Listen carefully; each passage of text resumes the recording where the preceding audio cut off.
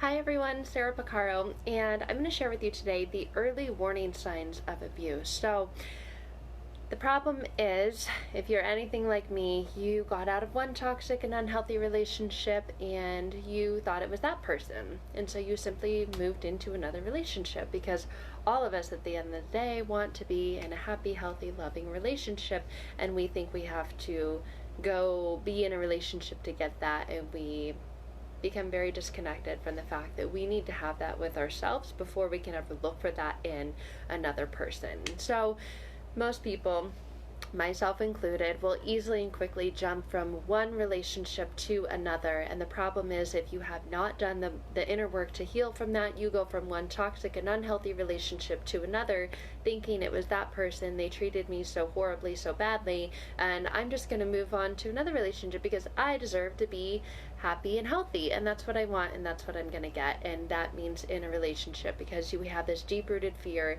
of being alone.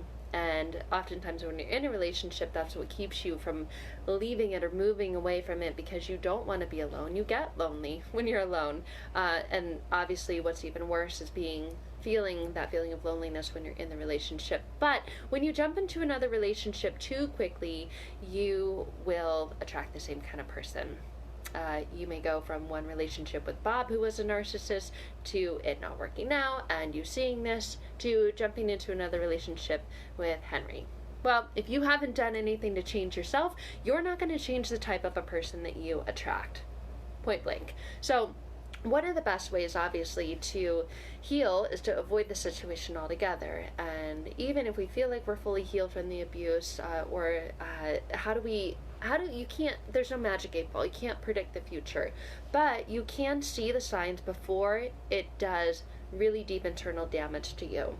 So, early signs of abuse in a relationship. So, in truth, this may not be entirely impossible. I get questions all the time of like, how do I know? How do I know if they're a narcissist? Or how do I avoid this in the future? Well, the thing is, you have to get to know somebody. If you're going to be in a relationship, it takes time. It takes time to get to know somebody, but obviously the red lights are the love bombing. If they are love bombing you pretty intensely, big red flag. Red flags mean run, okay? Just get that in your mind. Red flags mean run. But there are different ways to recognize the early signs of abuse to help you stay away from toxic relationships and avoid the abuse before it happens, or before it gets unmanageable, before you get too enmeshed with this person. The first thing is they want to rush this relationship. You'll notice that they want this too much too soon. This toxic, unhealthy person pushes for instant closeness. They feel like your soulmate. I love you so much. They don't want to allow a relationship to grow. They don't give it the time that it needs to grow, especially at a pace that is comfortable for you. You'll notice you feel rushed. You feel rushed into saying I love you, rushed into moving in together, rushed into doing things that you just feel, this is just happening really fast, just all too quick. And that's kind of signals that red light in your mind, because a part of you goes, well, maybe they do really love me, maybe I am so great, and there's this part of you, this unhealed part of you, that feels unlovable, feels not good enough, and this person is making you feel very lovable, very good enough, and so it feels good. But then there's that, I don't know, this is just all happening so fast. So here's an example.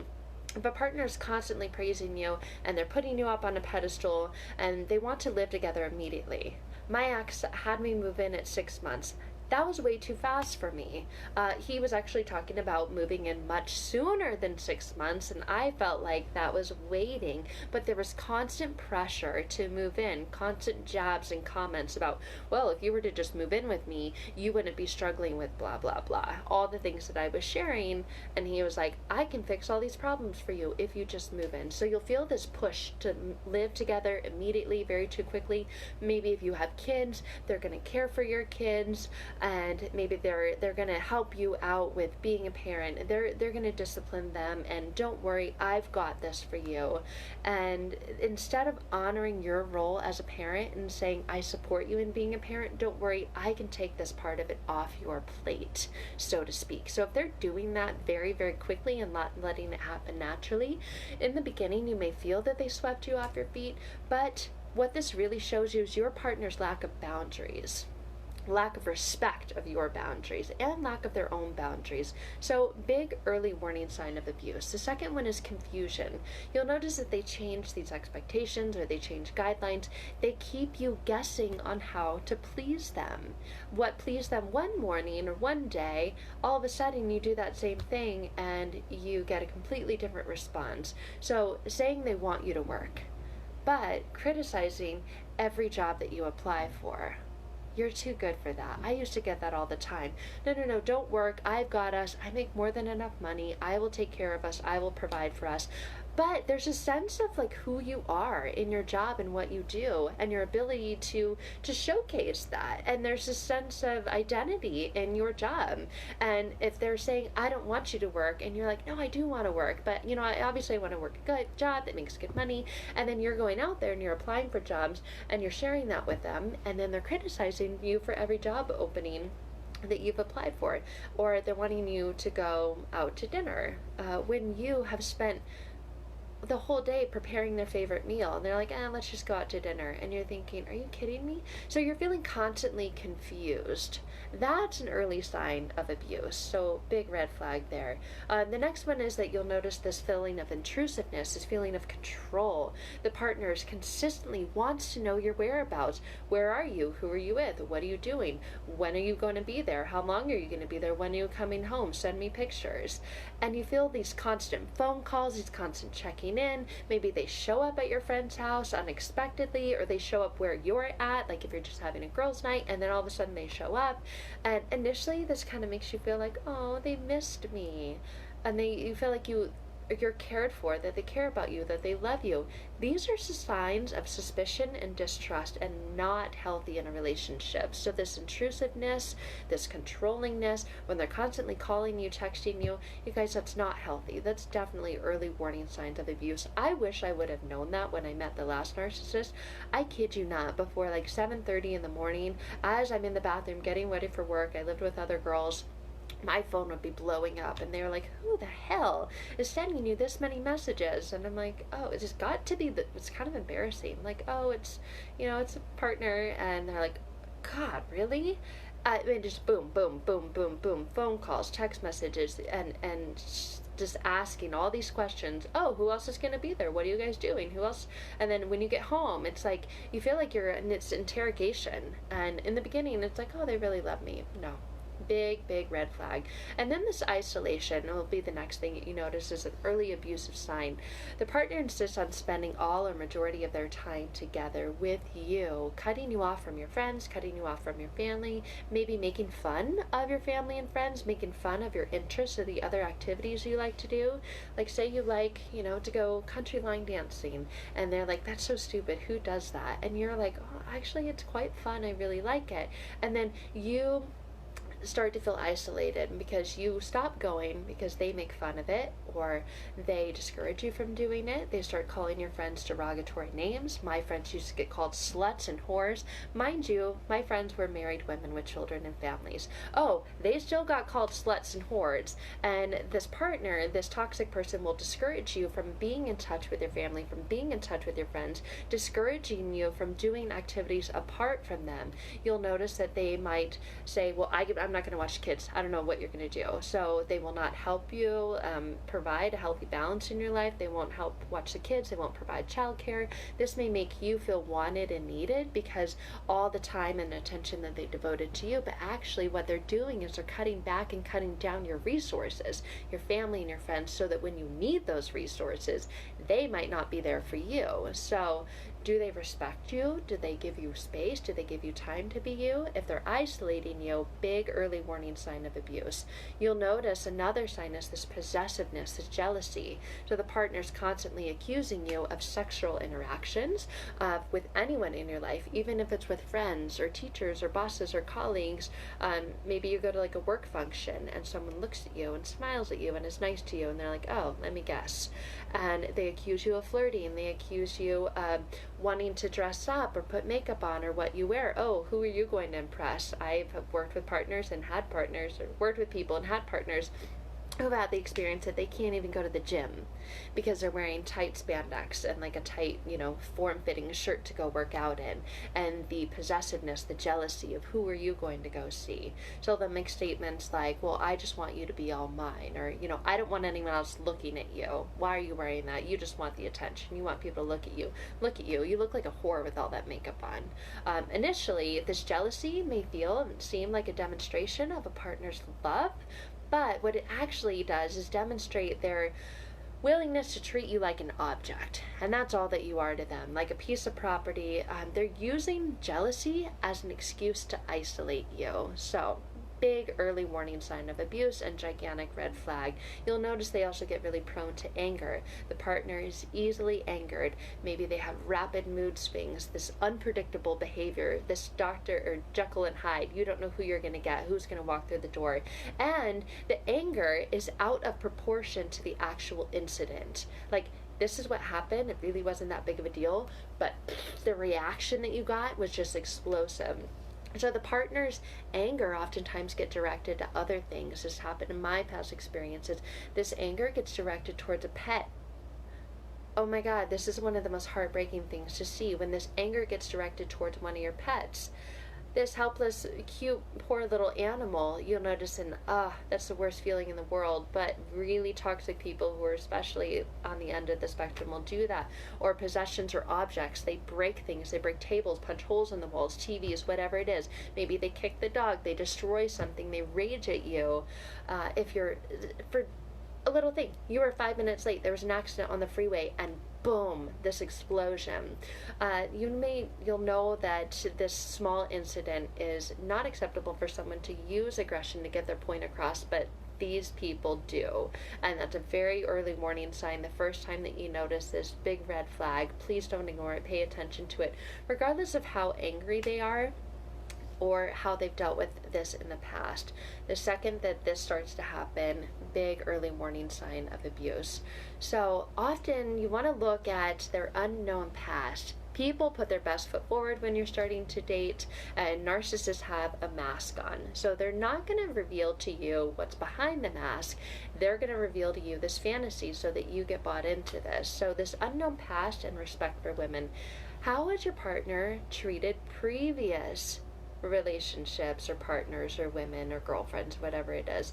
Does your partner use very derogatory or disrespectful language about women or the other gender in general? Do they call them whores or bitches or sluts? Does your partner have stereotypical beliefs about gender roles? So example, maybe you're walking and you're out and you're like, oh, look at that girl's got a nice rack. If they're saying that about other people, especially in front of you, that's how they're talking about you. So you are an object, or, oh, women are good for just one thing. My ex used to tell me, your only role is to be in the kitchen barefoot and pregnant. And I laughed about it because he laughed about it, but he was serious. He did not mean that I should have a role, I should have a job, I should have a purpose. I should be in the kitchen barefoot and pregnant. And I've known other women that have worked with people in the same industry that their partners have used that same term too. Or did they pinch parts of your body in a humiliating or uncomfortable way? I've shared this before. Another ex-narcissist used to grab the back of my, like right here, that muffin top, and let me know that if I were just to run a couple extra miles a day, I could get rid of that. So are they humiliating your body shaming you? Are they having you look in the mirror and say like what it is that you see, or just putting you down? If a partner is physically or emotionally abusive to other women, like look at how they treat their mother, how they've treated ex-girlfriends, ex-wives. Does a partner blame their past partners for all the problems? That's a big red flag and big sign. So avoid that. No, that means run. Are they self-centered? Are they always focusing on their own wants and needs? Do they ignore your wishes? If you share something with them, do they completely dismiss it? Big one that you may not even think of: when you go out to eat at a restaurant, do they order for you? Do they interrupt you while you're speaking, while you're sharing? Do they decide what movie you'll go to? Like, oh, let's go to a movie, and you say, okay, yeah, that sounds like fun. And all of a sudden they're going to a movie, one that you clearly don't want to see. Like, that's just completely not your genre, and they're like, well, this is the movie that we're going to go see. I already got tickets. Let's go. And you're thinking, okay, well, I thought we were going to go to a movie. Why wouldn't you even ask? Like, there's lots of movies out. What one do you want to see? So, very self-centered, giant red flag, early sign of abuse. Are there double standards? So the partner expects you and others to live by their standards, yet they don't live by them. They're telling you that you have to do this. They're not doing it. Maybe an example is like they buy a really expensive stereo or something, or whatever it is that they want. They go out and they get a new toy, and then you think, oh, well, if you're going to go spend that kind of money, I'm going to go get myself something. And you go get a purse or a new pair of shoes or whatever, and then they criticize you for you buying that object, for you spending money on yourself. Well, you just spent all this money on yourself. Why can't I do the same thing for me without getting criticized? Or, here's a big one. They call you a slut. And you say, well, look how many people you've slept with. I used to get this all the time. He boasted and bragged about all the people that he had slept with, and then called me a slut, when the number of people that he had slept with was 50 million times more than the number of people that I had slept with, yet I was a slut. Double standards, a big red sign, big red flag of early emotional abuse. Here's another big one, alcohol and drug use. When alcohol and drug use doesn't always cause a person to be abusive. I know some people who, when they drink, they are funny and they are nice and they are just a joy to be around. But these problems often coexist. So you'll notice that they are engaging in drug use. Oftentimes they hide it, or it's alcohol abuse. They have a strong tendency for them to be involved in other unhealthy behaviors. Oftentimes, when you're with a person, you make the excuse that you received the abuse because the partner was drunk or they were high. And they don't treat me like that when they're not drunk or high. No. Alcohol and drug use is a big sign of early emotional abuse, and only ever gets worse. They often decrease a partner's inhibitions about using violent behavior. So, well, they're not always violent, and you make this excuse for them because they are drinking or they've been using drugs. So, huge red flag. If they cannot, have one or two drinks and then walk away, if they're continuing to order more, whatever it is, big red flag of early emotional abuse. So, watch the alcohol and drug use with your partner. If they're hiding it, if they're making excuses of why they need to drink, oh, it's been a hard day at work, or oh my God, I just went out with buddies for a few, why are you always getting on me? Or they had a bad day, so I deserve to, kind of take the edge off. Big red flag. Did they blame others? Obviously, all narcissists blame others. They're always the victim. They're always the ones hurt and wronged. They don't accept responsibility for their actions. Huge red flag. Early sign of abuse. Do they blame others for their example if they got a DUI? Or I've been in relationships with past narcissists, brand new vehicle, and all of a sudden there's scratches and dents on it, and I'm like, what happened? Oh yeah, this guy backed into me, and they have it on the security cameras in the parking lot, and they're investigating it. I don't quite think that that's the story. Are they always blaming others for things? If they got a DUI or they got, arrested for something, maybe it was a fight in a bar and they're blaming this on the other person. Or when it comes to you, are they saying that you're the one that provoked them into yelling or pushing, or you're the one that created the argument? Obviously, big red sign of early emotional abuse if they blame others. And you'll notice it starts to sneak in. It starts slowly. This starts to creep in, this blaming others for what's happening. The last one we'll talk about today is inappropriate sexual behavior or demands. This is one that's kind of taboo, but you feel like you get pushed into engaging in sexual behaviors. It's very uncomfortable or painful. You'll notice some narcissists or toxic people are very sexual, like hypersexual, and they are constantly pushing the limits. They're having to do it with multiple partners or with prostitutes, and they're on these websites, and it's not just normal vanilla sex like Christian Grey, 50 Shades of Grey. Like, it gets really intense and extreme and sometimes outside of your comfort zone. Or here's another big one, women. Hello.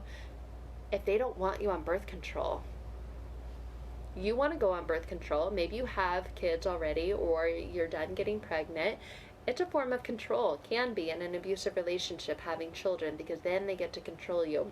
Or if they only have sex when they want it, they have to be the initiator of sex, and you say, hey babe, I'm in the mood, and then, oh, I don't feel like it right now. They control the sex life. That is a big early sign of emotional abuse. Believe it or not. So I hope that this helps you guys, especially if you are in the stage where you're healing from one relationship, and obviously you want to be in a healthy, loving relationship, and you're like, how do I know? How do I know? Obviously I didn't know that this last partner was a narcissist, or I wouldn't have gotten into the relationship, and I'm ready to move forward now. How do I know that this next person's not going to be a narcissist? So these are early signs of emotional abuse, mental, spiritual, hopefully not physical abuse, but you get the point. So I hope that this helps you.